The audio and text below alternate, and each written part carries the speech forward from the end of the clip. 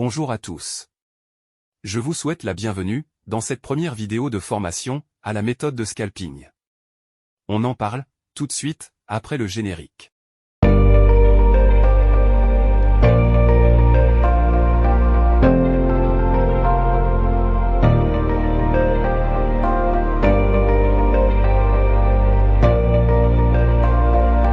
Donc comme je l'avais annoncé au départ, il s'agit d'une méthode de scalping.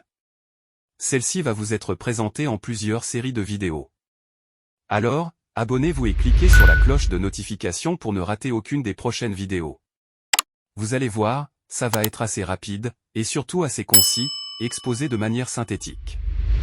Pour la simple et bonne raison qu'en trading, plus vous allez avoir trop d'informations, plus vous allez vous noyer dans la technique. Pour cette raison, avec moi, ça va être synthétique. Je me répète une fois encore, quand il y a trop d'informations, lorsque vous allez vous retrouver dans l'action face au graphique, vous allez être incapable de prendre des décisions efficaces. Que ça soit une formation ou une méthode pour qu'elle soit de qualité, elle doit être simple et efficace. En réalité, on a tendance un petit peu à tort d'ailleurs à vouloir différencier simplicité et efficacité. Ça, c'est un petit peu la faute au monde des études et à notre société de manière générale, qui a tendance à nous faire croire que tout ce qui est compliqué est efficace. Alors que pas du tout, et en trading, c'est même plutôt l'inverse, puisque, comme on va le voir ensemble également durant cette formation, la partie psychologique est très importante, encore plus en scalping. Et du coup, forcément plus vous allez avoir une méthode compliquée, plus ça va être difficile pour vous de prendre des décisions efficaces. Et donc, vous allez perdre en trading. À l'inverse, plus vous allez avoir une méthode simplifiée qui est simple pour vous, qui a des règles précises pour entrer, sortir de position, plus votre trading va s'améliorer. Je le répète une dernière fois, simplicité et efficacité, ce ne sont pas deux mots qui doivent se dissocier, au contraire, ça peut aller ensemble, c'est ce qu'on va voir durant cette méthode de scalping. Donc, ici c'est vraiment une introduction cette première vidéo. Et, dès la deuxième vidéo, on entrera un petit peu plus dans le vif du sujet. J'aimerais tout d'abord, qu'on voit dans un premier temps une définition du scalping, parce que même si dans l'esprit des gens, vous pouvez croire que c'est clair, mais en réalité, il y a beaucoup de fausses idées par rapport à cette pratique-là. Tout d'abord, le scalping, c'est du trading très court terme. Et là, je tiens à m'arrêter là-dessus, le très court terme. D'accord, en scalping, vous serez rarement en position 10 à 15 minutes, c'est déjà beaucoup pour du scalping. Il y a beaucoup de gens qui vont vous dire qu'en scalping, ils vont chercher à prendre 15, 20 points, 30 points sur des positions, c'est-à-dire tenir parfois 1 heure, 1h15 une position, ce n'est pas du scalping, d'accord, ça s'appelle de l'intraday, mais le vrai scalping, c'est très nerveux, c'est très rapide.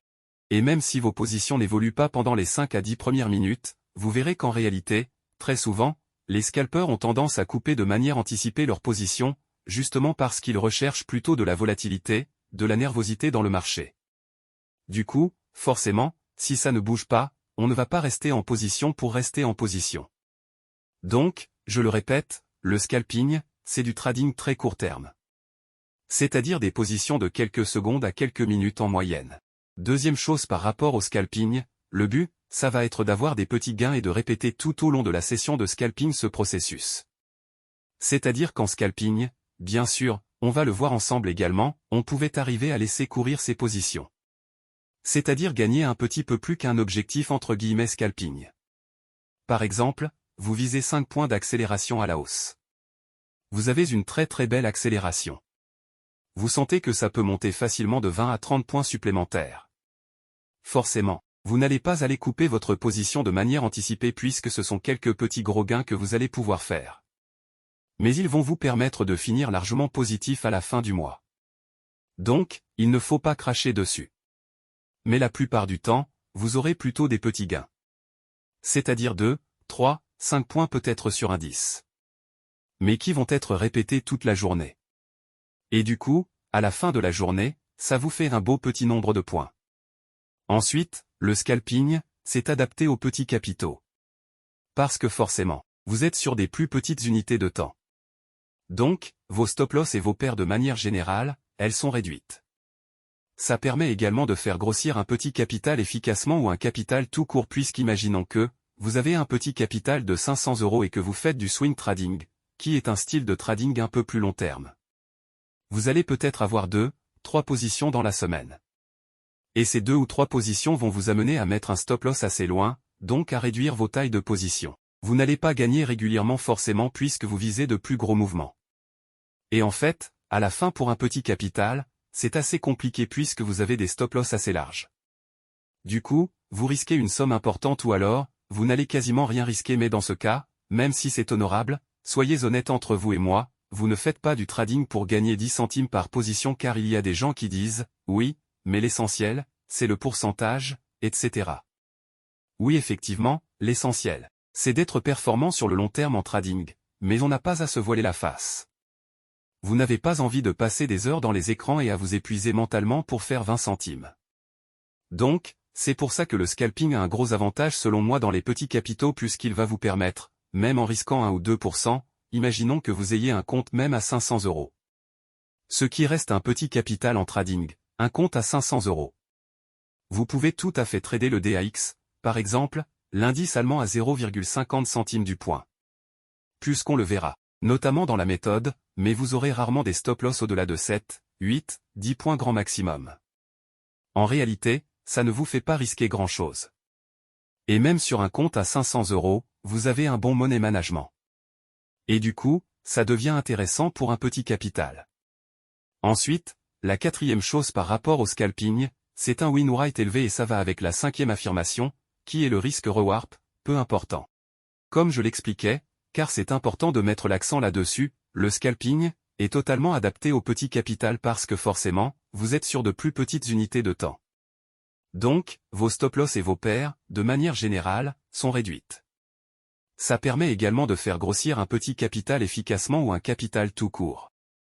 En scalping, vous avez 2 écoles. Vous avez les écoles de ceux qui prônent qu'il faut un très très haut risque récompense. C'est-à-dire, par exemple, vous risquez 10 pour gagner 30, ou un risque de 1 pour 3. Et puis, il y a ceux qui vont dire qu'à l'inverse, le plus important, c'est d'avoir un taux de réussite important dans les trades, par exemple, même si vous risquez 10 pour gagner 1, si vous gagnez 98% du temps, vous serez rentable. En scalping, on va être plutôt sur la deuxième école. Il n'en a pas une qui vaut mieux que l'autre, c'est juste qu'en scalping, on va chercher vraiment des micro-mouvements. Et du coup, on va avoir tendance à mettre notre stop-loss un petit peu plus loin que nos take-profits potentiels. Encore une fois, comme on le verra dans la méthode, dans la deuxième vidéo, vous allez avoir un très bon risque-reward. Mais ce qu'il faut retenir, c'est que ce ne sera pas une base en scalping, ça ne sera pas une généralité. Vous allez plutôt risquer, par exemple, 8 points pour en gagner 2 ou 3. Mais vu que vous allez gagner régulièrement. Enfin, les seuls quelques fois, ou éventuellement, vous allez perdre 8 points, je dis éventuellement parce que vous allez avoir, dans la méthode, qu'on va voir une technique pour sortir parfois de manière anticipée. Les quelques fois, vous perdrez les gains que vous auriez fait avant, auront largement compensé les pertes. Et enfin, la dernière chose, pour le scalping, c'est un style de trading qui se suffit à lui-même. Qu'est-ce que j'entends par là? C'est très simple. C'est que c'est un style de scalping que vous devez étudier à fond. Vous devez donner du temps dedans, sans nécessairement passer des heures devant l'écran.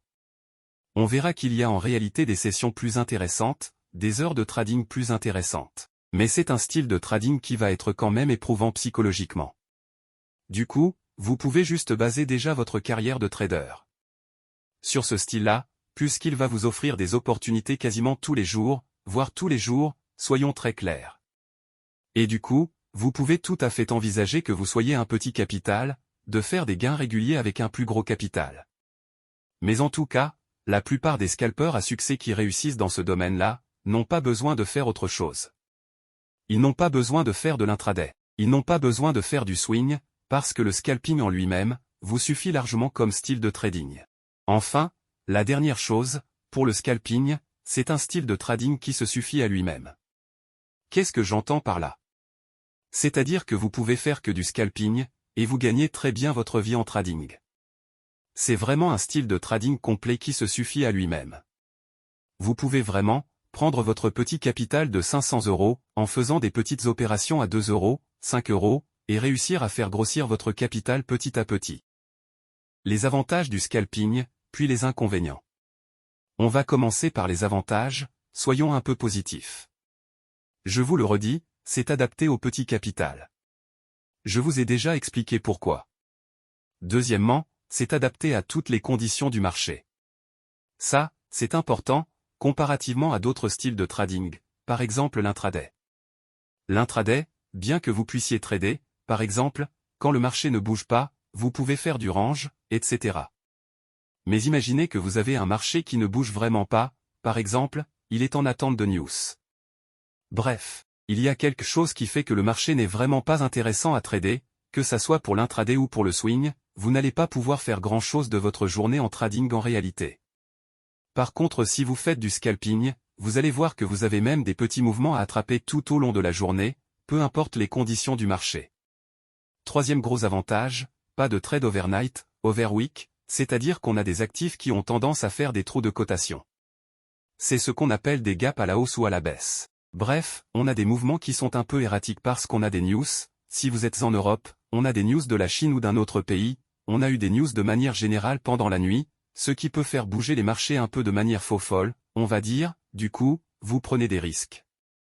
En scalping, vous n'aurez jamais de position overnight, c'est-à-dire pendant la nuit ou overweek, c'est-à-dire pendant le week-end. Et enfin, dernière chose, et j'ai mis une grosse attention là-dessus, le scalping est gratifiant, ce que j'entends par là, c'est la gratification positive, c'est-à-dire qu'en scalping, vous allez gagner régulièrement. Si vous suivez une bonne méthode, vous allez perdre rarement et gagner souvent. Et ça, forcément, psychologiquement, c'est gratifiant. Du coup, ça va vous pousser à suivre votre plan et être plus rigoureux. En réalité, le fait d'avoir toute cette énergie positive qui va émaner de ces gains, vous permettra d'être plus concentré, d'être dans un meilleur état psychologique pour trader. Attention, cependant, à ne pas tomber dans l'excès de confiance. Et on verra qu'à là ensemble dès la deuxième vidéo, qu'avec la méthode, en réalité, on ne peut pas trop avoir des biais psychologiques puisqu'on suit des règles bien précises d'entrée, de sortie, donc pas de biais psychologiques en approche. Et j'ai mis stop aux fausses idées, le scalping est adapté aux débutants à condition d'avoir une méthode fiable et rigoureuse. Je tenais à mettre ce petit message parce qu'on a tendance à diaboliser un peu le scalping, c'est-à-dire qu'on le prend pour le grand méchant loup du trading inadapté aux débutants, etc. Moi, je pense que c'est totalement faux. La différence, c'est qu'il y en a beaucoup qui font du scalping sans réellement se former au scalping, mais en réalité, vous pouvez aller faire du swing, si vous n'êtes pas formé au swing, vous aurez les mêmes catastrophes sur votre compte de trading. Donc arrêtons avec ces fausses idées, l'essentiel, c'est vraiment d'avoir une méthode fiable et rigoureuse et de se former comme vous êtes en train de faire. Ensuite, les inconvénients puisqu'il y en a, et je pense c'est important de les montrer. Le scalping demande une discipline de fer, c'est-à-dire au niveau des entrées, de la rigueur, au niveau de la gestion des positions. Ensuite, le scalping n'est pas adapté à tout le monde psychologiquement, si vous êtes quelqu'un qui a beaucoup de mal à gérer l'adrénaline, beaucoup de mal à gérer l'excès de confiance, beaucoup de mal quand ça va beaucoup trop vite, c'est-à-dire vous avez un peu de mal à avoir plusieurs informations, en même temps, etc. Vous risquez d'avoir du mal avec le scalping. Néanmoins, ne vous inquiétez pas, ça s'apprend. Par ailleurs, troisième et dernier point, la psychologie est beaucoup plus importante que dans les autres styles, et surtout, attention à savoir quand s'arrêter. On va le voir ensemble, mais la psychologie déjà, est très importante en trading. En scalping ça va être encore beaucoup plus important puisqu'on a beaucoup plus de biais. Il y a beaucoup plus de fois, on va vouloir rentrer, on va trop anticiper, d'autres fois, on va être trop tard et on va avoir peur de louper le mouvement, donc on va rentrer trop tard, etc. Bref, il y a pas mal de biais psychologiques qui, encore une fois, peuvent être contrecarrés avec une bonne méthode, et c'est ce que je vais vous exposer dès la deuxième vidéo. Alors, quant à la question, est-ce que le scalping est pour moi? Disons que, si vous répondez à au moins une de ces 4 choses, voire ces 4, effectivement, le scalping, c'est pour vous. Déjà, primo, vous savez contrôler vos émotions et suivre un plan d'action précis sans broncher. Deuxièmement, vous aimez savoir tout de suite le résultat de vos positions, dans les minutes qui suivent. Troisièmement, vous aimez quand ça va vite et que vous devez prendre des décisions rapidement. Il y en a qui sont tout simplement faits pour ça. Ils aiment quand ça va vite au contraire parce qu'ils sont tout simplement impatients. Moi, personnellement, quand j'ai commencé ma carrière de trader pour compte propre, j'ai commencé comme beaucoup de gens par le swing, ensuite j'ai fait de l'intraday et je me suis rendu compte que je n'avais juste pas la patience pour rester devant les écrans, si longtemps, attendant des positions bien précises, etc. Alors, je me suis tourné vers le scalping et je me suis rendu compte que c'était vraiment ce qui collait avec ma personnalité. Et enfin, quatrièmement, si vous avez un petit capital et que vous cherchez à le faire grandir sereinement comme on a vu juste avant, c'est intéressant, vous êtes fait pour le scalping. Alors, les actifs à trader. L'erreur que l'on peut faire quand on commence le scalping, c'est de vouloir trader trop d'actifs. Moi, très clairement, je vous conseille d'avoir un actif, maximum 2 actifs. Généralement, moi j'ai un actif et j'en ai un deuxième si vraiment le premier dans une journée précise, ne me plaît pas. Je vous conseille déjà les indices majeurs. Donc, les indices les plus traités par les scalpers à l'heure actuelle. Le DAX, l'indice allemand et le Dow Jones ou le US 30. Ensuite, vous avez le Nasdaq et le S&P 500, mais si vous allez sur des indices, je vous conseille de rester sur le DAX et le Dow Jones. Sachant que les deux ont tendance à bouger ensemble, mais je vous conseillerais quand même le DAX pour commencer, parce que tout simplement, car il va vous demander moins de capital. Même si vous pouvez trader des petites tailles de position sur le Dow Jones, c'est un actif qui bouge beaucoup plus vite, qui peut plus facilement perdre 20, 30, 40 points, même en scalping, ça peut aller très vite. Et du coup, vous risquez très vite de vous retrouver avec des pertes beaucoup plus importantes et incontrôlables que le DAX par exemple. Ensuite, vous avez en matière première le gold. Je mettrai des consignes aux débutants parce qu'il est quand même très compliqué le gold. Il faut être honnête, surtout sur du très court terme. C'est un marché qui bouge beaucoup, qui a tendance à faire de gros mouvements de décalage, qui hésite beaucoup de temps en temps, donc pour les débutants, ce n'est pas forcément un marché très adapté. Enfin, l'euro-USD ou le GBP-USD, choisissez l'un des deux. Moi j'ai une petite préférence pour le GBP-USD sur le Forex parce que je trouve qu'il bouge un peu plus que l'euro-USD, mais l'euro-USD reste la paire majeure et sûrement la plus scalpée, si on parle vraiment de scalping. Mais vous avez le choix entre l'euro-USD et le GBP-USD. Comme je le redis, choisissez un actif principal et ayant un deuxième au cas où. Concentrez-vous, devenez professionnel d'un ou deux actifs, comprenez comment ils bougent, parce que, vous allez voir qu'il y a des schémas qui se répètent. Les actifs bougent de manière différente les uns des autres, mais ils se répètent dans leur approche, dans leur manière de se déplacer. Donc plus vous allez vous spécialiser dans un indice ou dans un actif, plus vous allez être capable entre guillemets d'anticiper, plus qu'on n'anticipe rien en trading, mais d'avoir une certaine connexion avec cet actif et du coup d'avoir de meilleurs résultats. Ensuite, les horaires idéaux. Je vous en ai parlé tout à l'heure, il y a des horaires à privilégier en scalping, plus qu'on va chercher de la volatilité. Forcément, quand un marché ne bouge pas, même s'il y a quelques points à prendre, c'est pas intéressant pour un scalper. Vous avez 3 sessions. On se base sur les heures de Paris. La session européenne de 9h à midi. Moi, je dirais même plutôt de 9h à 11h, 11h30. Puisqu'à partir de midi, la plupart des traders, même s'il y a maintenant beaucoup de robots, les traders qui restent sont les traders d'institutions, etc. Ils vont manger tout simplement et du coup, il y a beaucoup moins de volume. Ça fait aussi des mouvements un peu erratiques. Des mouvements un peu imprévisibles, justement, parce qu'il y a moins d'offres et de demandes. Et du coup, ça peut créer des déséquilibres. Ensuite, la deuxième session, c'est la session américaine. Alors elle ouvre à 15h30, mais moi, je vous ai mis 15h45, parce que 15h45, ça laisse le temps au marché d'ouvrir. Contrairement à la session européenne qui ouvre à 9h, la session américaine à 15h30, croyez-moi surtout si vous êtes débutant, c'est le feu d'artifice, ça bouge dans tous les sens. Vous avez des accélérations, ça descend, ça descend. C'est pas rare que vous vous retrouviez au milieu de cette guerre entre 15h30 et 15h45, c'est pas rare. Vous prenez des mèges, des stop-loss pour rien, etc. Moi, je vous conseille plutôt d'attendre 15h45 jusqu'à 18h. Enfin, dernière session que je ne fais pas, personnellement, mais vous pouvez si par exemple vous travaillez la journée et vous voulez quand même scalper de 20h à 22h, mais dans ce cas, c'est simplement si vous traitez les indices américains, qu'on a vu juste avant, c'est-à-dire le Dow Jones, le Nasdaq ou le S&P 500, puisqu'ils ont encore un petit peu d'activité à ce moment-là. Le DAX, par exemple, 20h à 22h, bon, c'est pas l'idéal. Voilà, c'est tout pour cette première vidéo de présentation d'introduction au monde du scalping. Là, c'était juste pour poser un petit peu les bases. Vous comprenez ce qu'est, ce que ça n'est pas, les avantages et les inconvénients. J'espère que tout est clair pour vous. N'hésitez pas à me poser des questions si besoin. à commenter la vidéo au maximum. Dès la deuxième vidéo, là, ça va devenir encore plus intéressant parce qu'on va rentrer dans le vif du sujet, c'est-à-dire dans la méthode. Vous allez voir, c'est une méthode simple, mais c'est redoutablement efficace si vous suivez les règles. À tout de suite dans la prochaine vidéo. Merci de vous abonner à la chaîne, de liker et de m'envoyer vos commentaires.